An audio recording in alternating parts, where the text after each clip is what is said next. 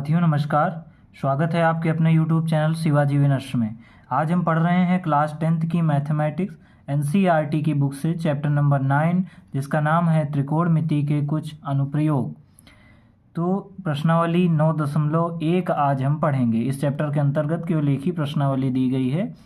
आइए देखते हैं क्वेश्चन नंबर 2। क्वेश्चन नंबर 2 हमारा कहता है कि आंधी आने से एक पेड़ टूट जाता है। कह रहा है एक पेड़ है, वो आंधी आती है तो टूट जाता है और टूटा हुआ भाग इस तरह मुड़ जाता है कि पेड़ का शिखर जमीन को छूने लगता है।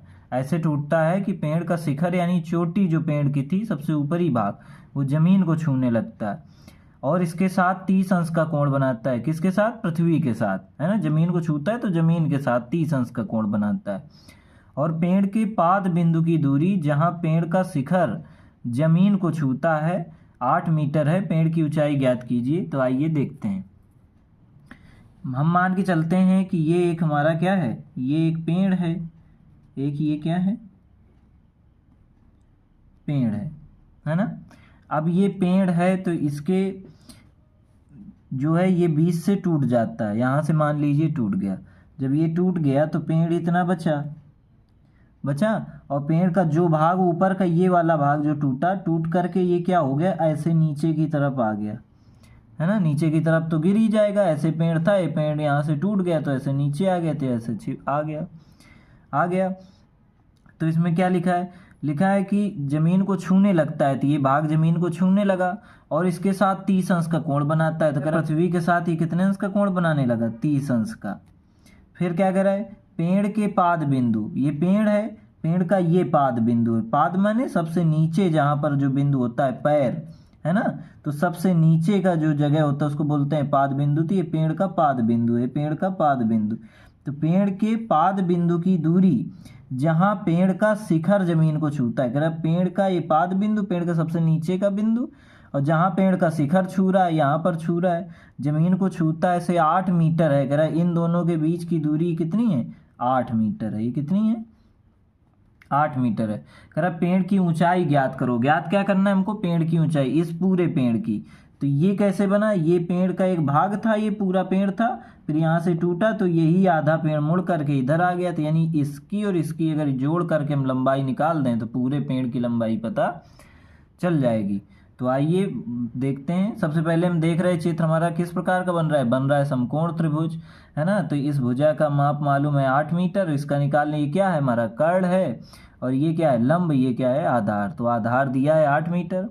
ये कर्ण की मान निकाल लें, लंब का मान निकाल लें, दोनों को जोड़ लें तो पेड़ की लंबाई पता चल जाएगी। तो आइए हल करके देखते हैं। ये जो BC भुजा है हमारा आधार है, जो कि दिया गया है 8 मीटर है। ये है लंब, AB भुजा लंब है, AC भुजा कर्ण है। पेड़ की लंबाई ज्ञात करनी है तो अगर यही एक पूरा पेड़ था, यहाँ से टूटा तो जो कर्ण बन गया, यहाँ से भाग जो टूट गया तो ये कर्ण बन गया। तो इसकी भुजा यानी AB की भुजा AC की भुजा, दोनों का योग माप निकाल लें, फिर दोनों का योग कर दें तो पेड़ की लंबाई निकल आएगी। तो आइए करके देखते हैं। सबसे पहले पता करते हैं ऐसा कौन सा कोण है जिसके फार्मूले में आधार और लंब दोनों आता है। तो tan थीटा के फार्मूले में आता है लंब बटे आधार। तो tan थीटा बराबर क्या होता है? लंब बटे आधार, ये होता है फार्मूला। थीटा की जगह पर क्या लेंगे? 30 अंश का कोण बना रहा है तो 30 डिग्री ले लेंगे, तो आ जाएगा tan 30 अंश बराबर आ जाएगा लंब और बटे आ जाएगा आधार। आधार की लंबाई कितनी? 8 मीटर।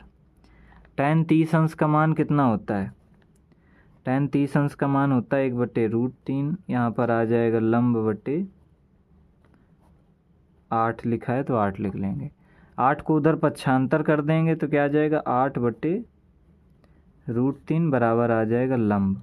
यानी लंब का मान कितना आ गया? 8/√3 आ गया। ये आ गया किसका मान? लंब। लंब माने कौन सी भुजा का माप आ गया? AB भुजा का माप आ गया। अब निकाल लेते हैं कर्ण का मान। इसके लिए फार्मूला लगाना पड़ेगा।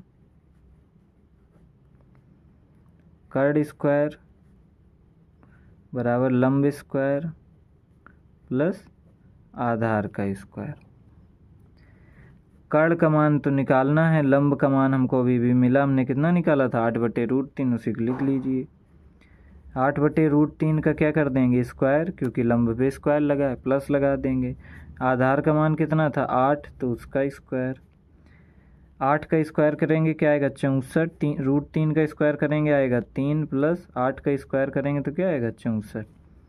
अब इसको हल कर लेते हैं। इसके बट्टे में कुछ नहीं तो क्या है 1, 3 और 1 का ले लेंगे एलसीएम तो क्या आएगा 3। 3 से 3 में भाग देंगे 1 का गुणा 64 में तो 64, प्लस लगाया लगा दो। 1 का भाग दिया 3 में तो 3 आया, फिर 3 का गुणा 64 में कराया। 3 चौको 12 और 3 छंग 18, 19 192 जोड़ दो। 4 2 6 9 6 15 की 5 हासिल लगा 1 1 1 2 256/3 आ गया। किसका मान आया, ये है कर्ण स्क्वायर का मान। यहाँ पर कर्ण स्क्वायर है ना, लेकिन हमको किसका चाहिए, कर्ण का चाहिए। कर्ण का चाहिए, इसके लिए हमको इस पर क्या लगाना पड़ेगा अंडर रूट। तो 256 किसका वर्ग होता है 16 का, तो 16 निकल आएगा। और 3 पर क्या आ जाएगा √3, तो कर्ण का मान क्या आ गया 16/√3।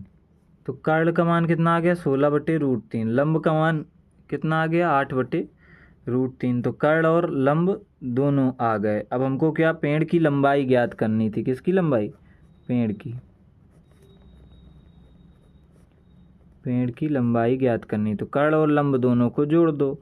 16/√3 में जोड़ देंगे 8/√3 को, तो क्या आएगा 16 8 कितना होता है 24।